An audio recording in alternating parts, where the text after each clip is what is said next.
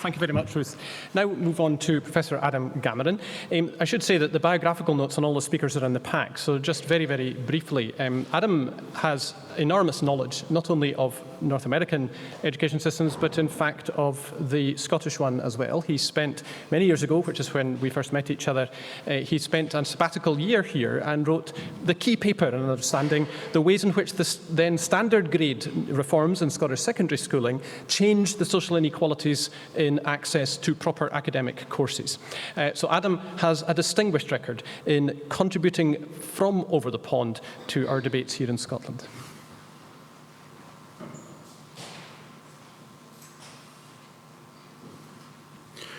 Thank you, Lindsay.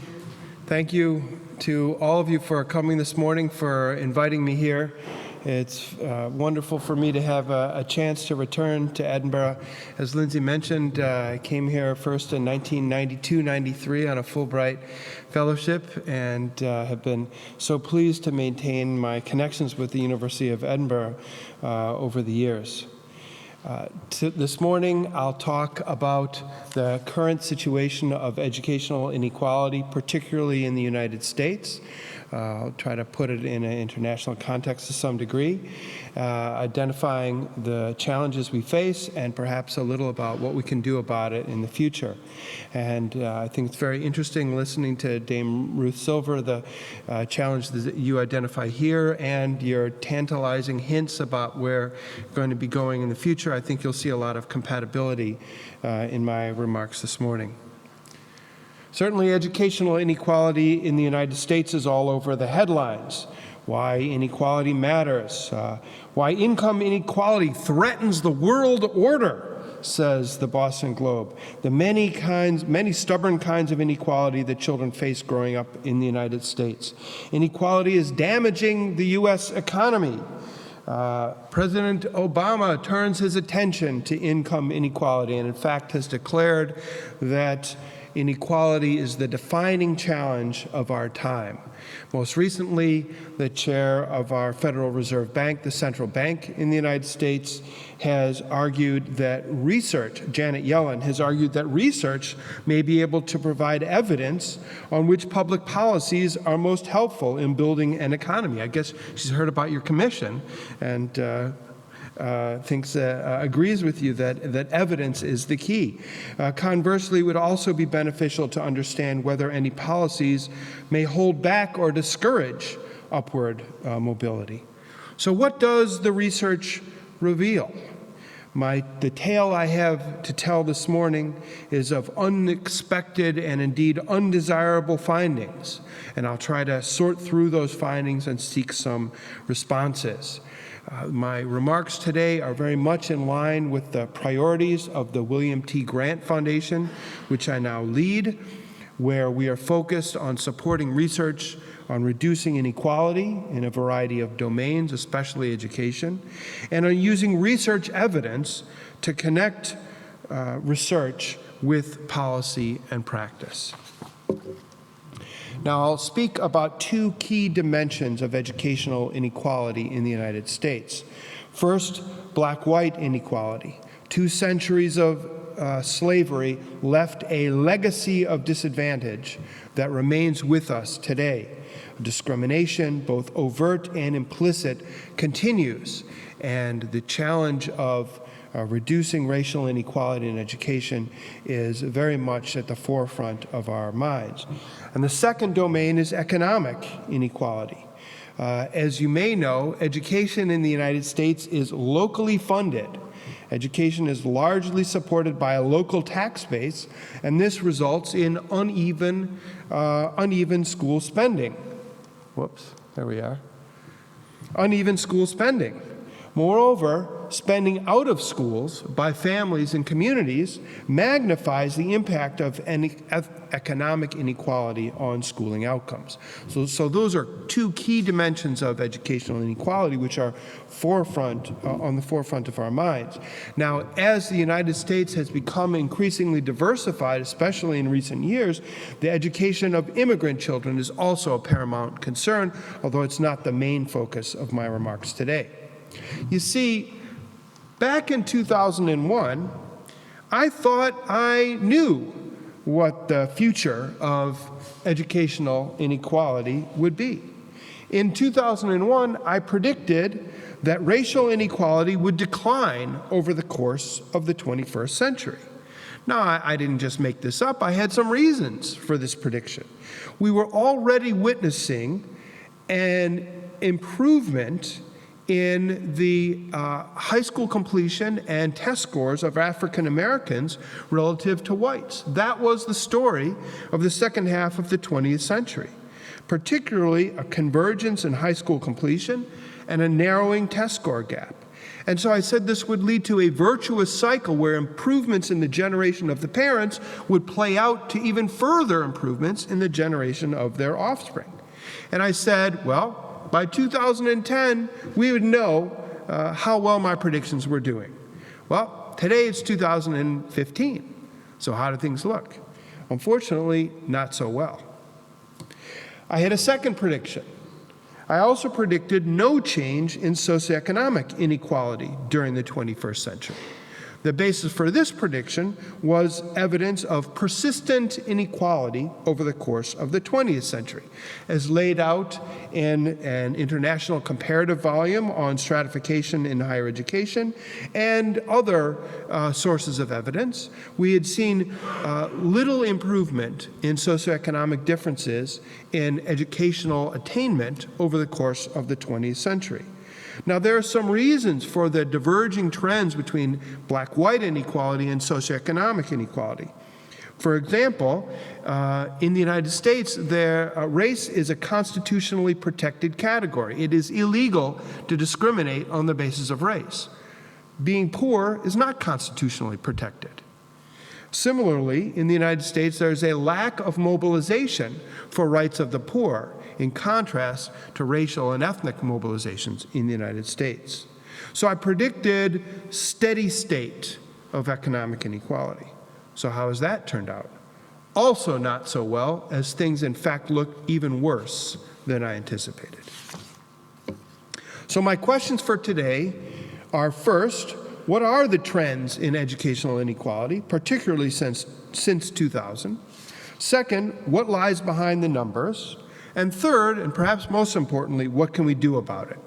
How can new research yield evidence on ways to reduce inequality? Exactly the question that Dame Silver's commission is looking at here. All right, so let's take a look at some trends. First, the one piece of evidence that fits my prediction. If this were all there was to it, I'd be patting myself on the back. This graph shows gaps in college enrollment immediately after high school. When I say college, I mean all forms of post-secondary education, from universities, other four-year institutions, down to two-year institutions. So these are gaps in enrollment immediately after high school, and this is important because those who don't go immediately often don't go at all. So immediate enrollment after high school in post-secondary education is an important indicator of educational progress in the United States.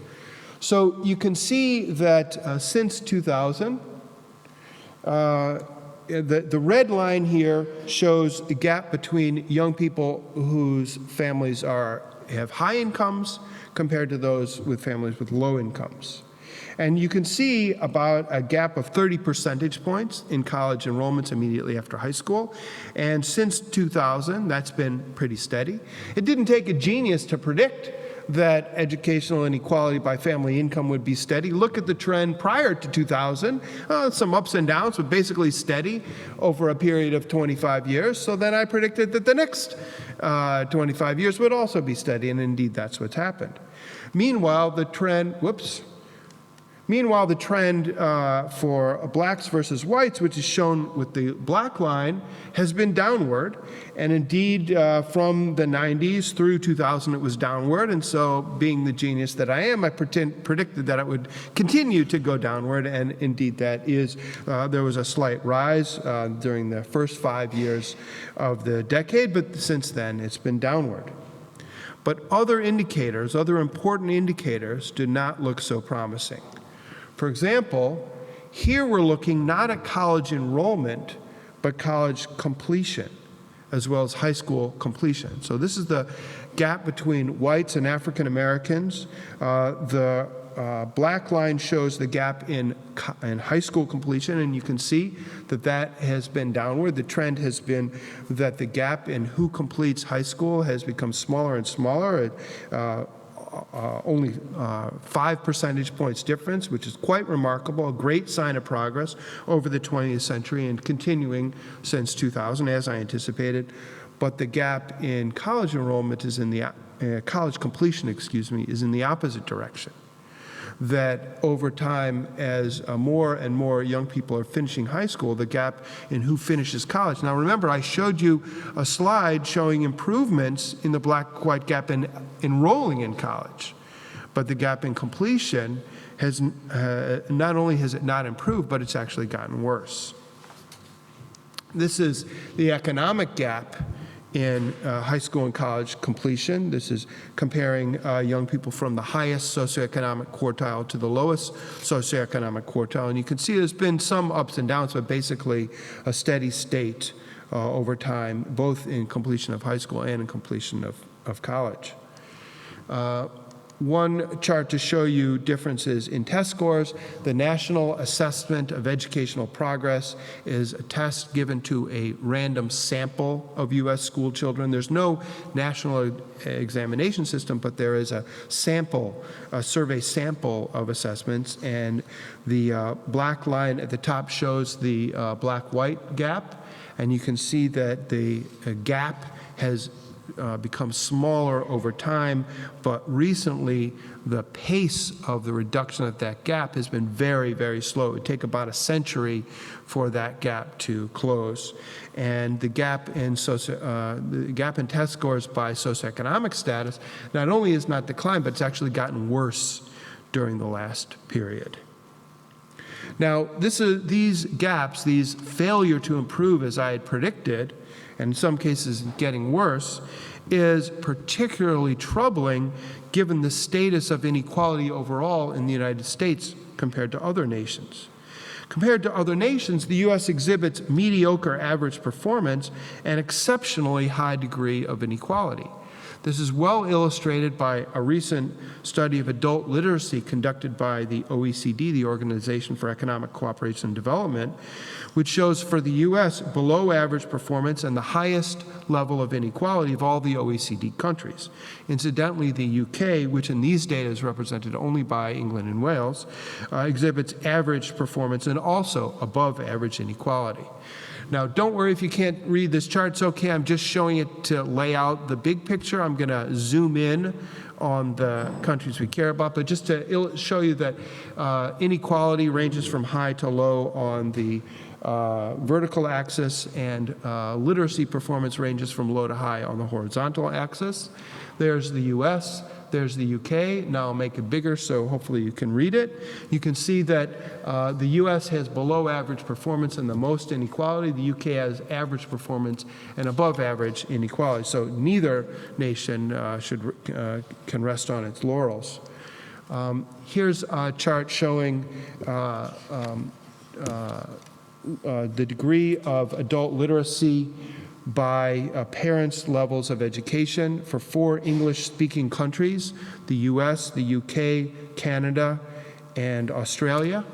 And you can see that the SES gradient is steepest in the UK. That is the difference between young people's parents who left school with less than an upper secondary education contrasted with those who received a tertiary education. The difference is the greatest in the UK of all 4 of these English-speaking countries, and it's flattest in Canada. Overall, achievement is, overall literacy performance is highest in Canada, in Australia rather, and US and Australia have similar levels of inequality. Now here, so the previous graph was the data from the UK are only from England and Wales. don't blame me, that's what the OECD did. But here's something from Scotland from a recent paper by Linda Croxford, who's here with us, showing gaps in educational attainment, in qualification, secondary qualification, national qualifications by survey waves on the Scottish School Leaver Survey, which is, this graph shows cohorts from the Scottish School Leavers from the late 1980s through 2005.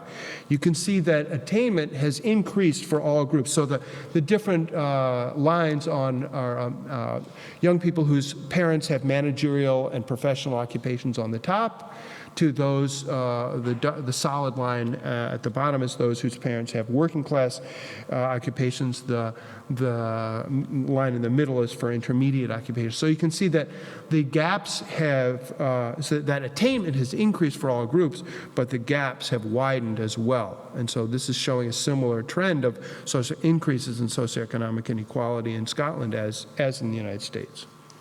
So to summarize the trends, where are we today? First of all, educational inequality by social background in the United States is exceptionally high compared to that in other nations. Socioeconomic gaps have remained steady in some areas, particularly attainment, but gotten worse in others, test scores.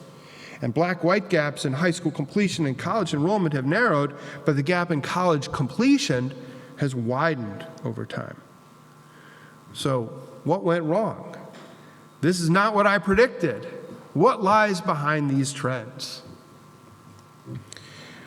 So I explored this more in a paper with a couple of former students, Daniel Long and Sean Kelly. What happened to the virtuous cycle? It was supposed to work like this. There would be improvements in parents' family background. We had already witnessed that over time.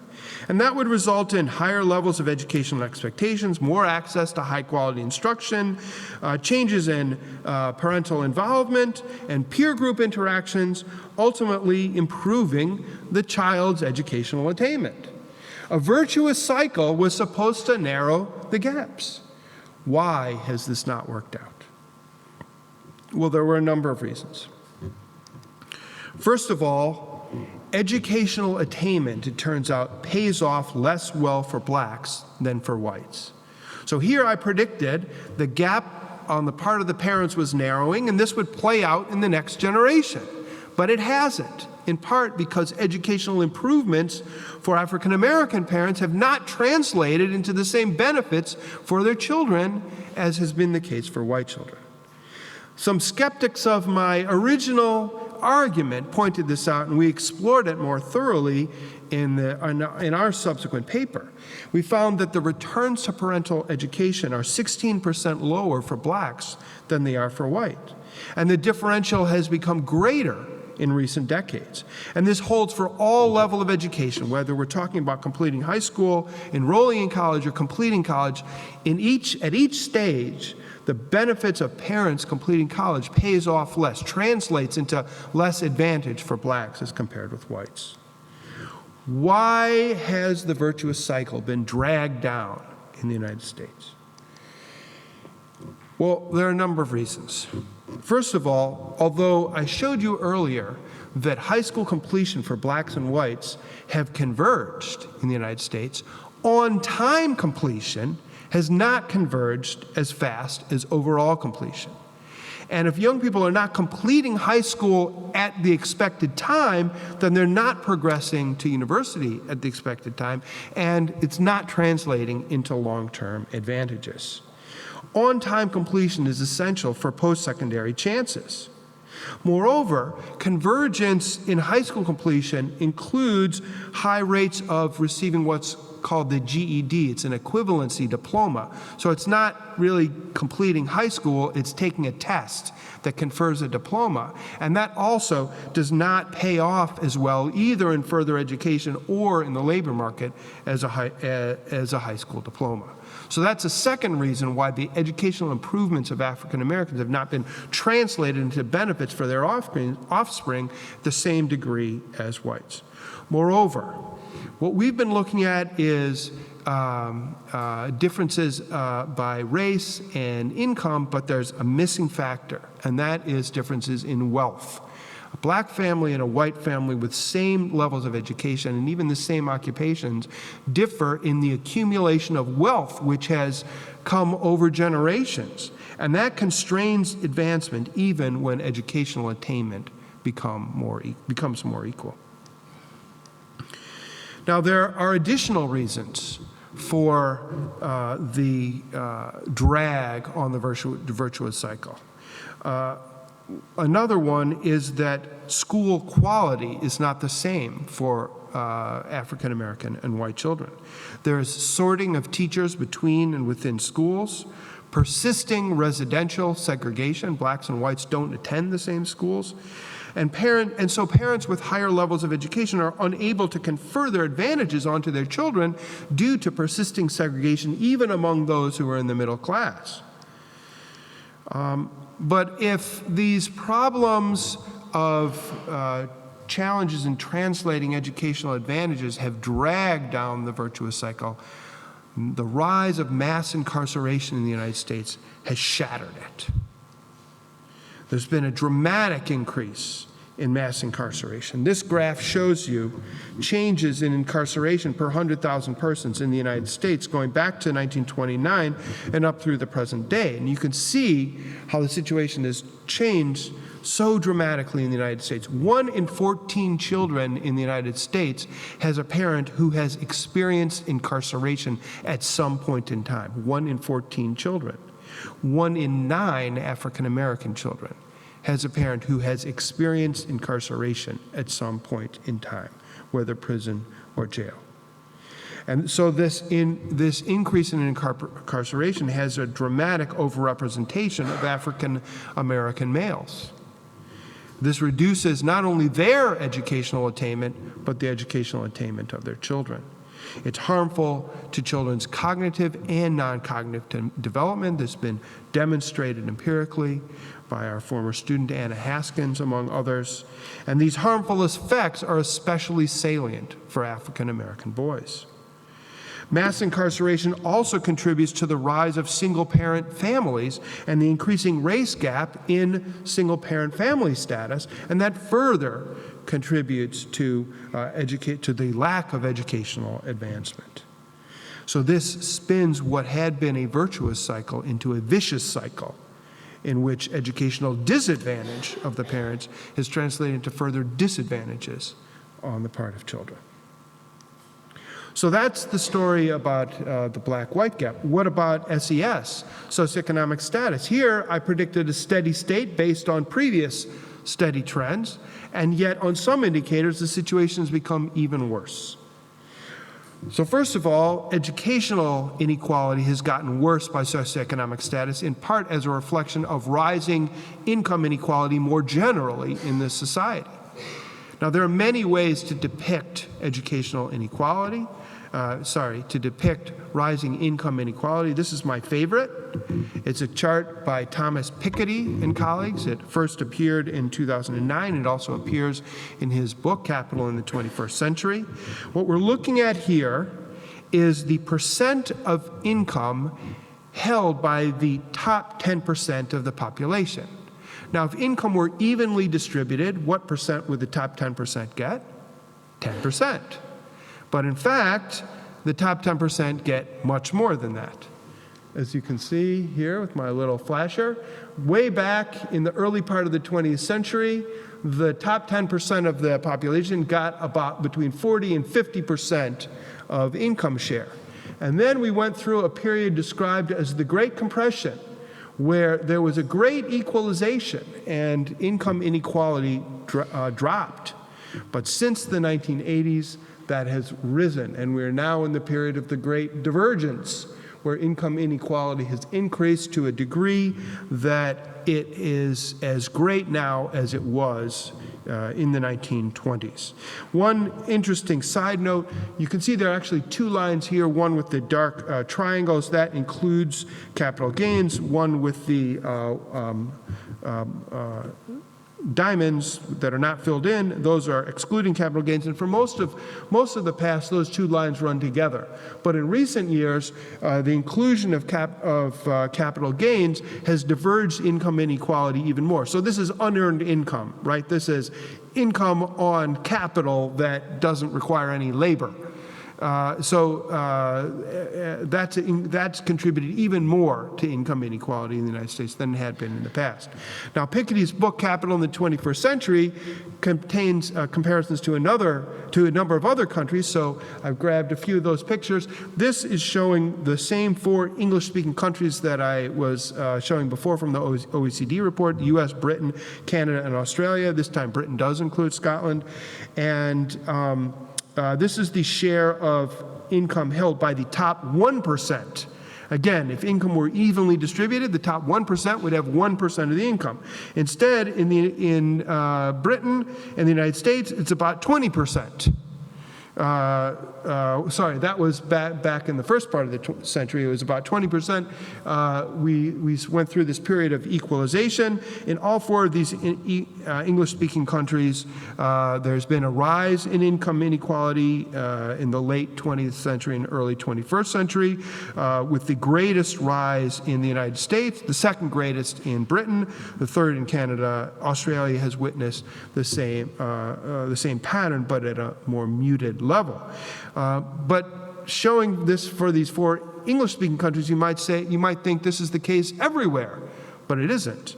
So here is France, Germany, Sweden, and Japan, where you can see they experience the same compression of income inequality, but not the same degree of increase in income inequality. So income inequality generally then creates educational inequality, because that means that the wealthy families have more advantages to give to their offspring. So the relative advantages they can provide for the children are greater, resulting in greater educational inequality. But a second reason is that parents from high status backgrounds are able to invest more in their children. And this is a graph from a recent book by Robert Putnam that I'll talk about a little later.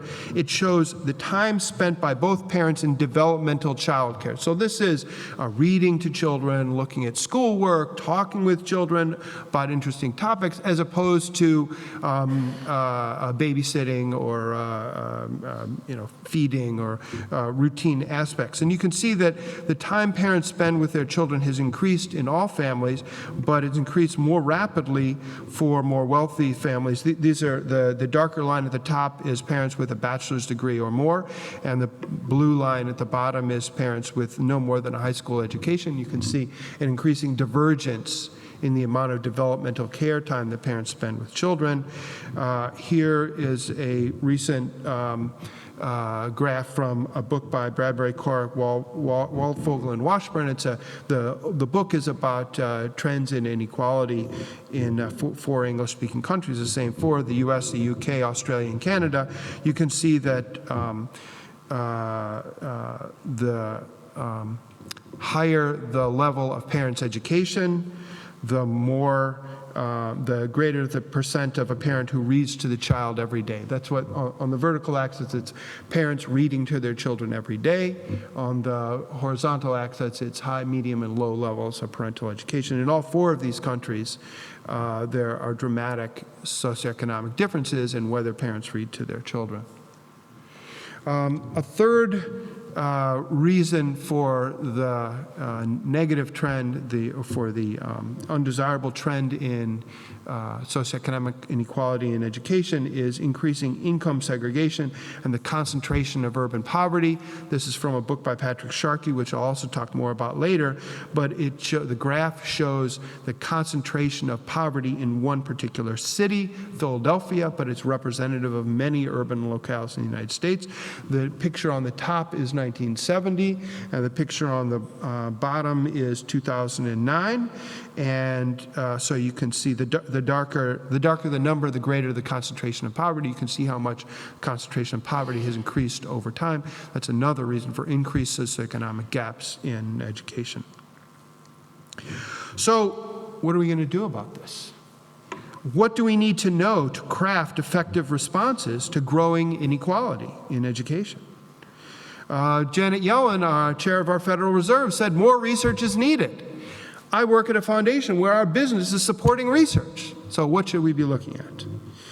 Well, my view is that although we don't know everything about what generates inequality, we do know enough to begin to build a body of evidence on potential gap closers, on strategies to reduce inequality. So here I think another point of connection, we need evidence on approaches that reduce inequality, that can fight against the graphs that I've displayed. We need a research agenda to build, understand, test, and improve programs, policies, and practices that reduce inequality. Well, what types of programs, policies, and practices? Well, here I'll draw on some recent literature to help illustrate the kinds of directions I think we need to look at. Support for families, neighborhoods, and schools. For example, access to health care. Now, in the United States, we finally have an approach that extends more or less universal health care. So this should lead to an equalization. Staggering that health care has been denied to large sectors of the U.S. population until now. Marriage incentives. So rates of single-parent families are very high. Children from single-parent families do less well in school. Are there incentives that will help families form and achieve stability? Incarceration reform. We put people in prison far too often in the United States, and this has had a devastating effect on educational inequality. In the United States, if you have a baby, you get no paid family leave. At most, you have 6 weeks to come back to your job without getting fired, but you don't get paid during those family. Elsewhere, as you well know, there are paid family leave policies, and this creates inequality because if you're in a well-to-do family, you can afford to stop working and take care of your children. If you're not, you have to go back to work immediately. There's no other choice. So these ideas are explored in a recent book by Robert Putnam, who demonstrates conditions that have led to the demise of educational opportunity, of economic opportunity for children from disadvantaged families, and he explores these various approaches to responding. What about neighborhoods? Now, there's a debate in research on neighborhoods. We know that children who grow up in more affluent neighborhoods are more successful in schools. So what should we do about that? And there are two basic approaches. One is let's take families out of poor neighborhoods and move them into more advantaged neighborhoods. And there's some controversy over whether that's beneficial. So these are targeted mobility programs that move people from one neighbor to another. The other approach is to say, no, we can't solve the problem by moving people around. We've got to invest in our disadvantaged neighborhoods to provide them with the same kind of resources that are present in more advantaged neighborhoods. So these involve comprehensive rather than piecemeal efforts, such as the Harlem Children's Zone, which was a specific demonstration of a comprehensive approach to neighborhood improvement, has been picked up by the federal government in something called the Promise Neighborhoods Program. So these ideas are explored in a 2013 book by Patrick Sharkey called Stuck in Place. It's about the challenges, particularly racial discrimination and segregation, that have contributed to black-white inequality in educational success, dealing specifically with neighborhoods. And he treats these two strategies, targeted mobility programs versus comprehensive investments, as ways to improve neighborhoods. A third approach is dealing with schools, finance reform. So as I mentioned, we have this bizarre system in the United States where finance is largely locally funded. Since locales differ in their resources, there's economic inequality in support of schools. The current wave of reform in the United States is standards-based accountability. We have something new, a common set of standards across the country called the Common Core State Standards, and we're interested to see whether this reduces inequality if people from disadvantaged families have access to the same rigorous standards as pertains to others. And there are continued controversies in the United States over standards and assessments. I don't have time to go into those now, but I'll be happy to talk more over breaks and in the small groups. Comprehensive school reform, ways of making over schools entirely to improve instructional opportunities, learning opportunities for young people. And these are explored in a book called Restoring Opportunity by Greg Duncan and Richard Murnane. Now, the first two books I presented, Our Kids and Stuck in Place, are explorations of problems with a concluding chapter that says, and here are some solutions. Restoring Opportunity is different. There was a big volume of about 1,000 pages called Wither Opportunity that was all about the problems. And then the authors wrote a separate book, which is much thinner, about responses to the problems. And that's Restoring Opportunity, where solutions such as those I've mentioned are examined. So moving towards these responses to inequality will require new research. High-quality social science research on youth development can help point us in this direction, and not just in education. In other domains, such as the transition to the workforce, immigration, child welfare and mental health, and the justice system. And at the William T. Grant Foundation, we have tried to stimulate new research in these areas. And on these 4 topics, we commissioned papers to help spark some new research that will try to answer the questions that I've laid out for you today. These are the key domains for our foundation. So, for example, on post-secondary education and workforce transition, 25 years ago, the William T. Grant Foundation produced a report called The Forgotten Half. And this report was about our national underinvestment in young people who do not go on to post-secondary education. We have very substantial public investments in young people who do go to university and no public investments in young people who didn't. And that was wasting talent. That was ignoring the potential among those young people. So that was the forgotten half. Well, who are the forgotten half of today? We commissioned a sociologist named James Rosenbaum to answer this question. Today, the forgotten half are those who attend some post-secondary education but don't complete it. Today, 86% of young people in the United States who graduate high school get some form of post-secondary education. Even in the lowest socioeconomic strata, over 70% are receiving some form of post-secondary education, and yet only half complete their post-secondary schooling. They get no degree, no transfer to a 4-year institution, no certification, no qualification, nothing. And therefore, they get no or very little benefit on the labor market. So a new research agenda has to be to explore the new college reality. What's the situation in universities where young people are attending and not completing? We need to study improvements in high school and college counseling so young people understand what their situation is. Go into post-secondary schooling with their eyes open. Understand what they need to do at the secondary level to prepare. We need to show how to improve links between high schools, colleges, and the workplaces. Financial support is part of the story. As you may know, tuition is very high in the United States. It's very expensive to go to post-secondary schooling, but we've addressed that issue to some degree. And yet, when we ask young people why do they not complete secondary school, the number one answer is financial struggles, the challenge of supporting themselves as well as paying tuition. So financial support is part of the story as well. Second domain is juvenile and criminal justice. And this is certainly on all of our minds today. If you're following the papers, you know racial inequality in the justice system is not new, but it's being exposed we're shining a spotlight on it in the United States in new ways. It's on all our minds. And we commissioned John Laub, a professor at the University of Maryland, former director of our National Institute of Justice, to help us understand a new way forward to reducing inequality in the justice system. And this is closely bound up with educational inequality, because educational inequality promotes injustice, and the inequality in the justice system also promotes educational inequality. So how can new research help? We need research that helps us break the school-to-prison pipeline, meaning children who fail in school end up in prison, children who are in prison don't attain in education.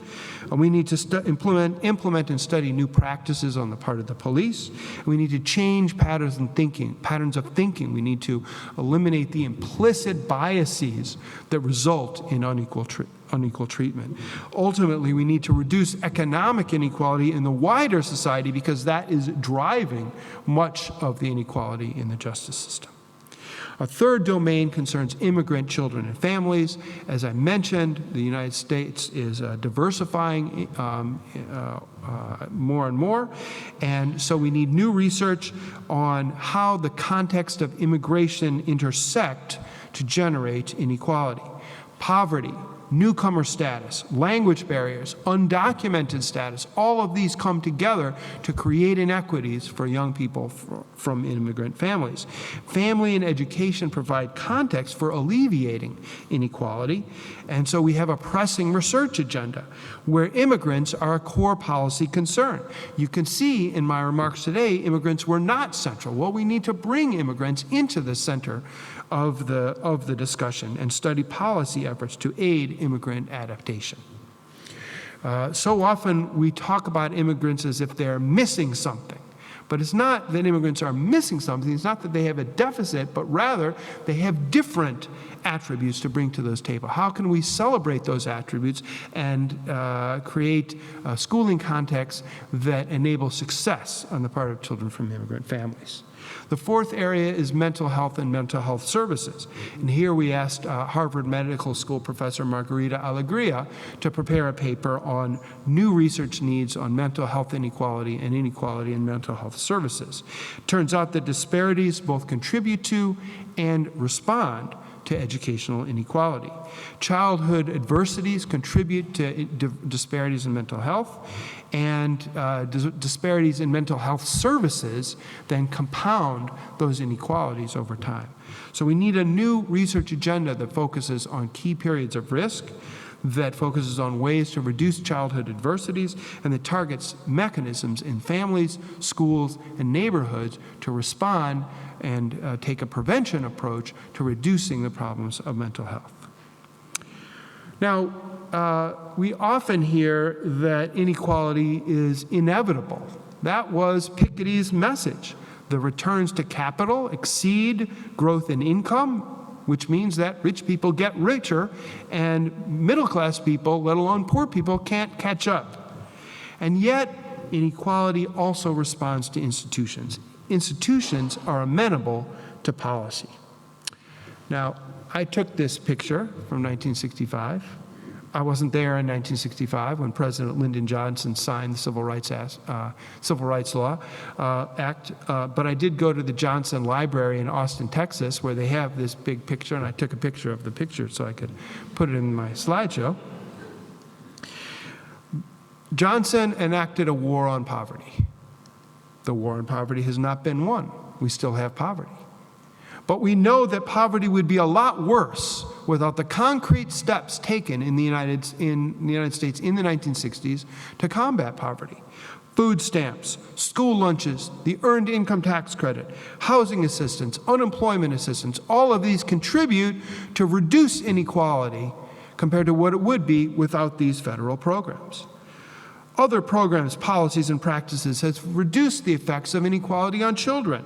High-quality early childhood programs, programs that promote healthy parenting, family school engagement programs, small classes in the early elementary grades, social psychological interventions that help young people change their mindset so they can succeed in school, financial aid assistance. Each of these has been demonstrated to be effective and shows that the constraints of disadvantage are not unbreakable. So we're not stuck with the degree of inequality we have today. We can fight against inequality. Now, if all these programs work, why has inequality grown? Well, effective responses have emerged, but they are too modest in scope compared to the great size of the problem. Moreover, programs take time to have their effects. School reforms, for example, take 3 to 5 years to work, as research has demonstrated.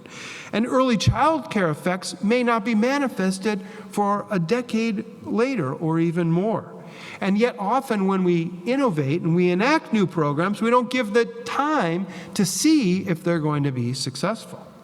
Moreover, not only do we need to allow more time for our efforts to succeed, we can't address the problem by attacking them in one sphere at a time. We need responses that combine multiple efforts over multiple spheres. Family, health, neighborhood, school, and workforce, all of these need to be addressed simultaneously. Programs, policies, and practices work differently in different contexts, work differently for different individuals, and we need to have more nuanced approaches to responding to inequality that takes into account these contextual and individual types of variation. Now, when I bought a house, I was told there are 3 key conditions to buying the right house: location, location, and location. And what I've learned as a social scientist is that there are 3 key conditions to successful programs to reduce inequality: implementation, implementation, and implementation. And so if our efforts are not implemented effectively, they're not going to have their desired effects. All too often, U.S. policy is to hoard opportunity for the advantage instead of extending them to the disadvantage, especially our tax policies, which give breaks to people with mortgages or college savings or health care benefits, and those who don't have these benefits don't have the benefits, and they don't get the tax benefits either. We have labor market policies that hoard opportunities, such as the lack of family leave that I mentioned already. Other nations, including this one, have more inclusive policies for families, childcare, health, education, and workforce. And in the United States, we need to experiment with these to see what can be successful in reducing inequality. So my takeaway from this exploration of what's happened to educational inequality and whether there's anything that we can do about it is fourfold. First, levels of inequality are excessive. We can see that whether we compare the United States to other countries or we compare ourselves to our own history. Some degree of inequality may be necessary to motivate performance, but not as much inequality as we have today. We can see that. Second, excessive inequality is harmful both economically and socially. Third, social policies can respond to inequality and ameliorate it. And fourth, we need research to identify effective programs, policies, and practices. Thank you.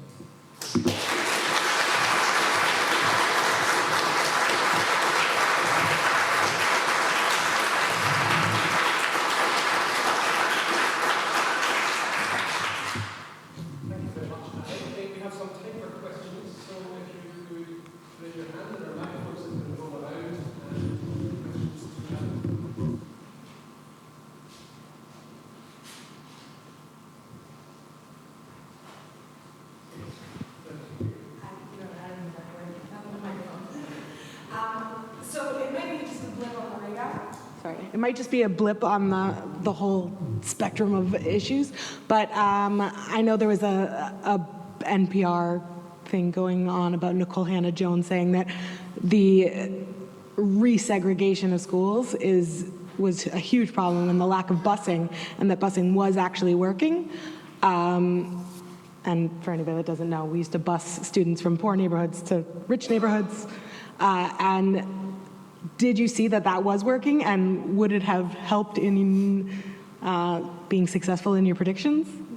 That's a great question. In fact, I have a paper coming out on that in Educational Evaluation and Policy Analysis. My co-author is Brian Ahn from the University of Iowa, who's here with us today and who's working with the AQMeN team. We have indeed seen a resegregation of schools in many cities across the U.S. following a time period when schools were desegregated either through mandatory or voluntary means, with children attending schools outside of their neighborhoods. Now children are going to school in their neighborhoods. Neighborhoods tend to be segregated, as I demonstrated, and so the schools are more segregated. And this does lead to increasing achievement gaps. In the case that Brian and I studied, which is Nashville, Tennessee, they anticipated this problem and they put more resources into the schools that they anticipated would have a new concentration of poverty and concentration of African American students, and those resources, which they call what do they call them, Brian? Enhanced option schools have combated,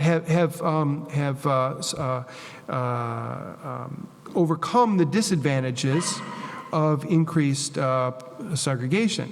And so I think there are some ways that can, so these are schools with smaller classes, extended day, longer school year, and wraparound social services. And these have more than compensated for the disadvantages of increased segregation. So I think there are other things we can do. The U.S. is in a decline, has withdrawn from segregation, the U.S. has withdrawn from desegregation as a policy, although it did contribute modestly to improvements in test scores. There's been a backlash against the burden of busing, both the cost of busing and the fact that it was always the disadvantaged kids who got bused out to the advantaged schools and not the other way around, and a variety of problems with busing. So it's the policy of the past. But there are other things we can do, including some of these strategies, one-on-one tutoring, summer programs, smaller classes in the early elementary grades, and so on, that will help to compensate it. So watch your educational evaluation and policy analysis for our study of Nashville on exactly that point.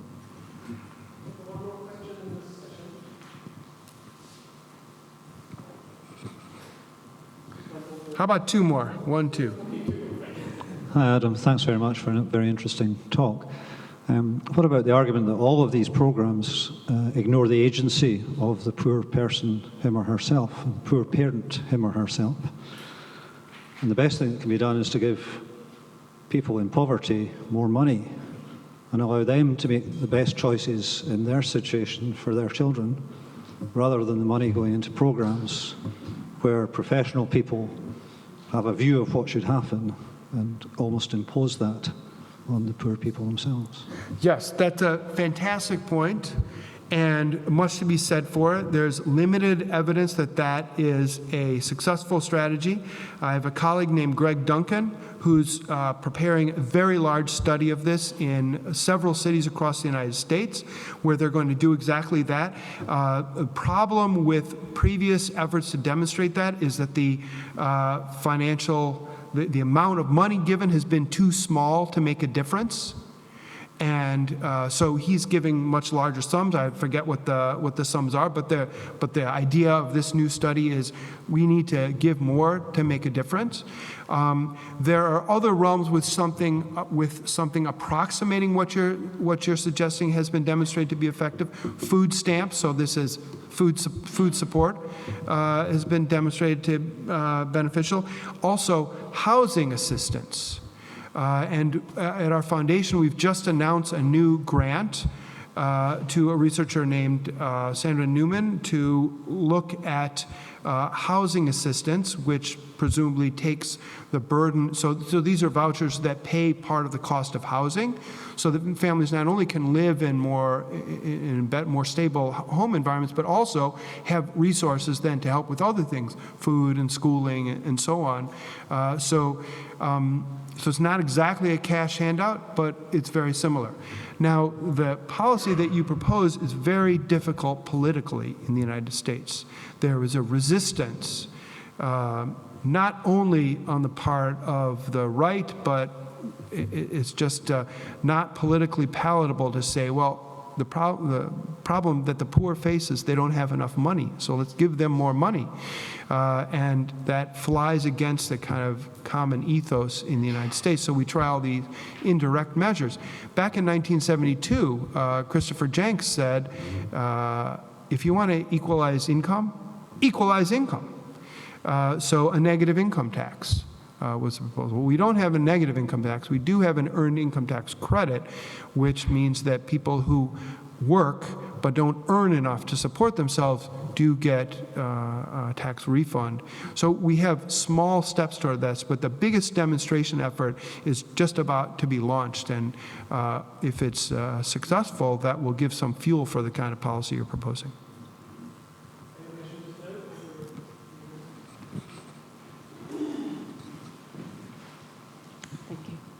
Thank you.